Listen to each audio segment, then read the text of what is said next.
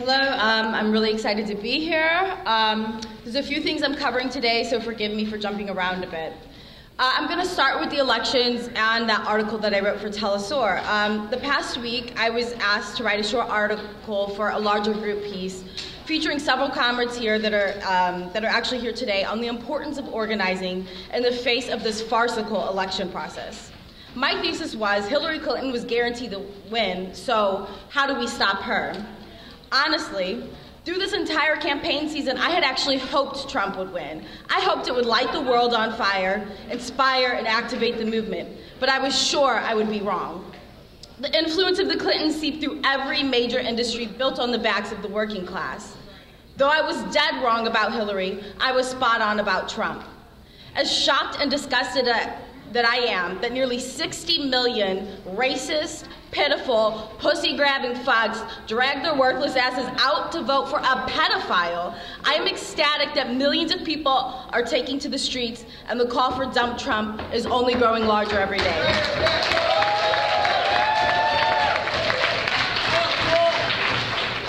This brings me to the role of artists in revolutionary struggle, both in our work and in the streets on the line.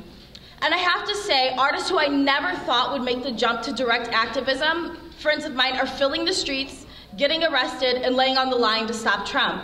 This shows me just how deplorable and detestable this man is. It also makes this the perfect time to recruit artists and encourage them to make revolutionary art.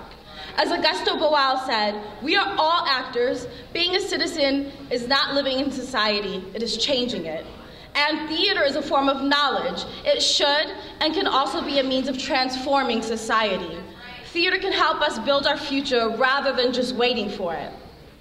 Because unfortunately, the truth is, artists can get too comfortable.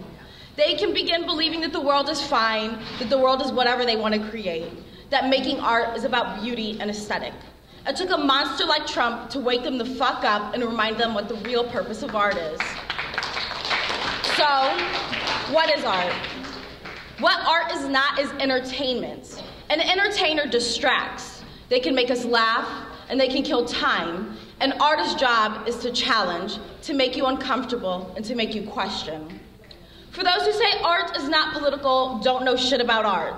Art was always, and still is, a space to critique the ruling class. It was the only time the jester could make fun of the king without fear of execution. It was a safe space for the other. We don't have time or room to paint pretty things or make films for fun. Dance is not for exercise, and acting is not to just express yourself. The struggle is, and always should have been, much deeper than self.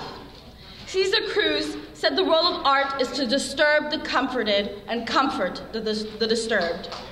But now it goes deeper. It's time to instigate the disturbed, to light their souls on fire, to give them strength and focus in their purpose, to connect and lead them to the movement against capitalism and imperialism. So, who are artists? Artists have a history of being dissenters, strange, outsiders, queer, revolutionary, communist, non-conforming, radical, and loud. Their very lives, their very existence is resistance. Everything they do is an act of dissension. They push the edges of society to new lanes. Art is a weapon. You can use it to protect yourself from the ugliness of the world and fight against those who mean to squash you. When I was in Palestine, I worked with the youth of Giuliano Camisa's Freedom Theater. And I literally saw art save lives and give life to generations of people living under the terror of Israel. Art was so dangerous there that they murdered Camis. There is a reason art programs are the first things to be defunded in schools. Art teaches you how to think, and it gives voice to the voiceless. It teaches humans humanity. Just like communism, art should be visceral. Without studying the history or the greats, whether it be Lenin or Shakespeare, without even being able to read, you as a human should be able to understand expression and what it means to be human, to care about other humans. That is art, and that is communism. The reality that everyone deserves life and empathy and space to be their truest selves.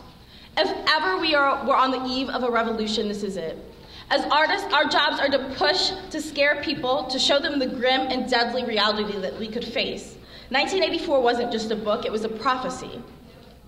As artists, it is our job to break down socialism into something visceral and accessible. You can't hide in your studio any longer. As Pablo Neruda said during his last days of resistance, during Allende's coup, when the soldiers came to take him, look around. There is only thing of danger for you here. There is only one thing of danger for you here, poetry. Which is precisely why they killed him. His poetry would live on forever. Just as Che knew when he said his dying words, "Shoot, coward, you are only going to kill a man." He knew that revolutionary ideas, like art, is the living incarnation of knowledge, much bigger than the artist or the man. It is the truth. James Baldwin said, "Art has to be a kind of a confession." I don't mean a true confession in the sense of a dreary magazine.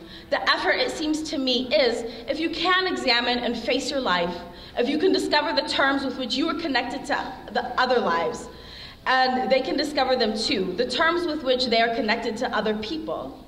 This has happened to every one of us, I'm sure. You read something which you thought only happened to you, and you discovered it happened 100 years ago to Dostoevsky. This is the great liberation of the suffering, struggling person who always thinks they are alone. This is why art is important. Art would not be important if life were not important, and life is important. Most of us, no matter what we say, are walking in the dark, whistling in the dark. Nobody knows what is going to happen to them from one moment to the next, or how one will bear it. This is irreducible, and it's true for everybody. Now it is true that the nature of society is to create among its citizens an illusion of safety, but it is also absolutely true that the safety is always necessarily an illusion. Artists are here to disturb the peace. They have to disturb the peace, otherwise chaos.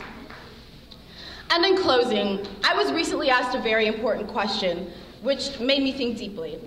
As a Black woman, why workers' world? So I grew up in a house of neutral political and religious identity that encouraged expansive free thought. So I was allowed to read and study whatever I chose. So by 7, I was a vegetarian and an atheist. I spouted ideologies about equality and revolution until my grandmother always jokingly called me a communist. I firmly maintained I was actually an anarchist and remained so most of my life. I so firmly believed in anarchy because I always felt absolutely alone. I had never met anyone who believed what I did or felt what I did about the world.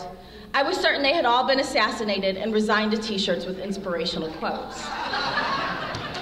Even in art school, I was considered outrageous and uncontrollable, so I never trusted anyone politically, and I never joined anything overtly political. Finally, a couple years ago, I was beaten and arrested by the LAPD. A tragic event, I'm sure, but it's the event that brought me here today. I met Dante Strobino. He was my, yes. When we still had him in LA, we miss him. And I met Maggie and John and Scott, and finally, an entire group of people who embodied all the things I had felt my entire life. And with them, everything made sense. Communism as a practice was the means to enact all of the principles I had valued from anarchy. And I have to say, as a side note, John Parker is amazing at making communism user-friendly for oppressed and marginalized people. I could see communism as a framework for freedom, for building a world in which the individual is protected from oppression by a united whole. Communism is a vehicle to defend lives of color and defeat imperialism. And it felt like family. It was family. It was people who were literally fighting for you with their lives, who saw your inherent worth as a woman, as a Black woman. Why Workers' World? Because my first conference, I saw a Black woman being announced as a presidential candidate. And in that woman, I saw myself and my value. Why Workers' World? Because I see revolutionaries who have fought for decades and still go weeks without sleep to keep the movement going nonstop. Sharon Black needs to get some sleep, y'all, so yeah.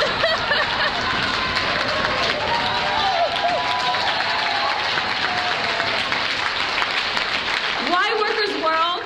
Because trans lives, youth lives, queer lives, femme lives, Black and brown lives lead the movement. Why Workers' World? Because in a world of uncertainty, I know this is the group that will ride or die. If some shit goes down, a Black life stolen by police, Native lives attacked at Standing Rock, oppressed lives being snatched by imperialism, anywhere, all over the globe, Workers' World is pissed and they're about to take to the streets.